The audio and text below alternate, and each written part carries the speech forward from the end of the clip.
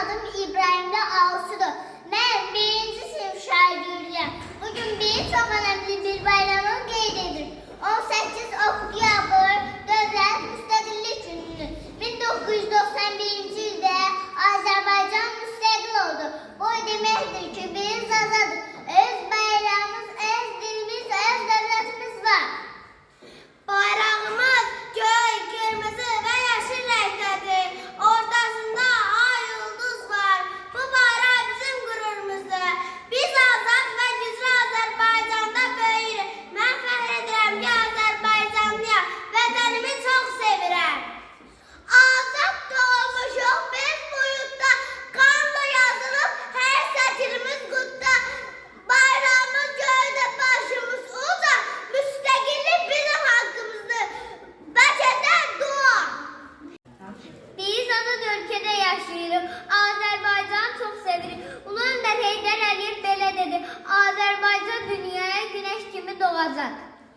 Sağ olun vətənim, qururum sən diləyim. Bayrağım göydə dalğalanır, müstəqil ol hər zaman.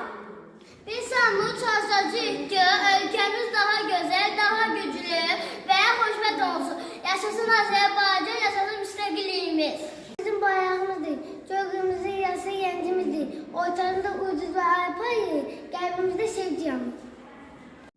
Azərbaycan xalqının və dövlətini, qətiyyətini, əhəmiyyət iradəsini və birliyini birdən nümayiş etdirdi. Biz hamımız çalışacağıq ki, ölkəmiz daha da gözəl, daha da güclü, xoşbəxt olsun. Yaşasın Azərbaycan, yaşasın müstəqilliyimiz.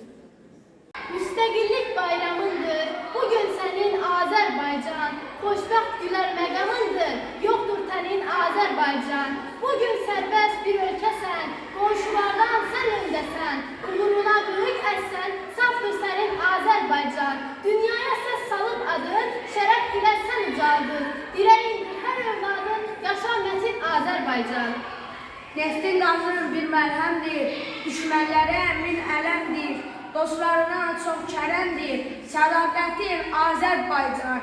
Günü-gündən ucalırsan, ucaldıqdan öc alırsan. Solmaz demir, qocalırsan, yerin dərin Azərbaycan. Ucalırıq biz, var gülü atır, var verir diləklərimiz. Bir vurur hər zaman diləklərimiz, eşitsin babalar, eller bu səsi. Bugün bayram edir, onlar ölkəsi.